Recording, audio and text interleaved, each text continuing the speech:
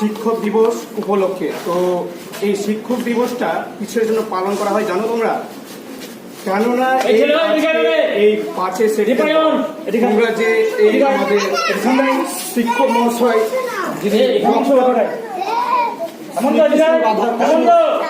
রাধাকৃষ্ণ পল্লী, যিনি 1962 সালে 5 সেপ্টেম্বর শিক্ষকরা এই যে আমাদের গুরুদের যে আমাদেরকে শিক্ষা দেয়, আমাদের ভালো পথের দিকে এগিয়ে নিয়ে যেতে সাহায্য করে, তাদেরকে সবসময় তাদের শ্রদ্ধা এবং ভালোবাসা জানাতে হয়। আমাদের এই যে হ্যাপি টিচার্স ডে উপলক্ষ আমাদের বিশেষ করে আমাদের ডক্টর সর্বপল্লী রাধাকৃষ্ণ গুরুদেব, যিনি আমাদের মাঝে এখন হয়তো নেই, কিন্তু তার জন্মদিন উপলক্ষে তার যে ছাত্ররা ছিল তারা বলেছিলেন যে স্যার, আমরা আপনাদের হয়তো